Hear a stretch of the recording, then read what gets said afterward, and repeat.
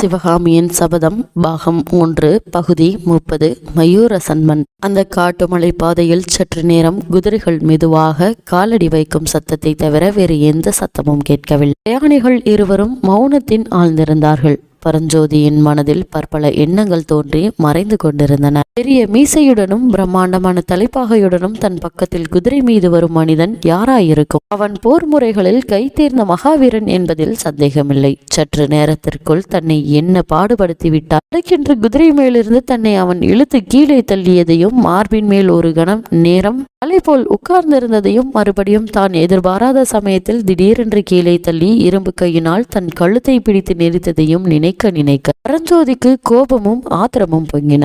அதே சமயத்தில் மேற்கூறிய செயல்களில் அந்த வீரன் காட்டிய லாவகமும் தீரமும் சாமர்த்தியமும் அந்த வீரனிடம் பயபக்தியை உண்டு பண்ணின. ஆகா, இப்படிப்பட்ட ஒரு மகாவீரருடைய சிநேகம் தனக்கு நிரந்தரமாக கிடைக்குமானால் அது எப்பேற்பட்ட பாக்கியமாயிருக்கும். திருச்செங்காட்டாங்குடியிலிருந்து காஞ்சிக்கு வந்தபோது வழியில் சிநேகமான புத்த பிஷுவுக்கும் இந்த வீரருக்கும் எவ்வளவு வித்தியாசம்! பிஷு எவ்வளவோ தன்னிடம் அன்பாக பேசியிருந்தும், எவ்வளவோ ஒத்தாசை செய்திருந்தும் அவரிடம் தனக்கு ஏற்படாத பக்தியும் ஆத்ஜாலமும் தனக்கு கீழே தள்ளி மேலே உட்கார்ந்த இந்த மனிதனிடம் உண்டாக காரணம் என்ன? அதே சமயத்தில் அவன் கிளம்பும் போது புத்த பிஷு கூறிய எச்சரிக்கை மொழிகளும் நினைவுக்கு வந்தன. வழியில் சந்திக்கும் யாரையும் நம்பாதே.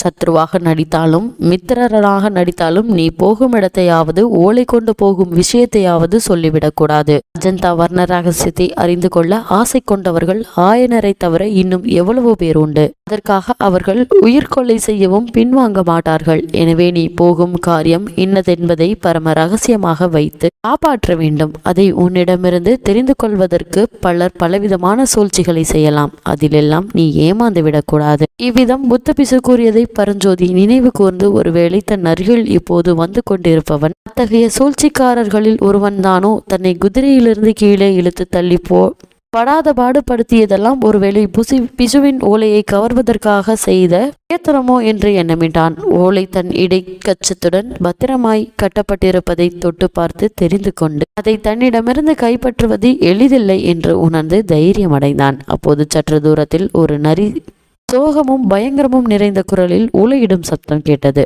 அடுத்த நிமிஷத்தில் முறை வைப்பது போல் அநேக நரிகள் சேர்ந்தாற்போல் ஊளையிடும் சத்தம் கேட்க தொடங்கிய போது பரஞ்சோதிக்கு ரோமம் சிலிர்த்தது. மேகமெல்லாம் வியர்த்தது. ஒரு கூட்டம் நரிகளின் ஊளை நின்றதும் இன்னொரு கூட்டம் ஊளையிட ஆரம்பிக்கும். இவ்விதம் நரிகள் கூட்டம் கூட்டமாக முறை வைத்து ஊளையிடும் சத்தமும் அந்த ஊளை சத்தமானது குன்றுகளின் மோதி பிரதிபலித்த எதிரொலியுமாக சேர்ந்து அந்த பிரதேசத்தை எல்லாம் விவரிக்க முடியாத பயங்கரம் நிறைந்ததாக செய்தன.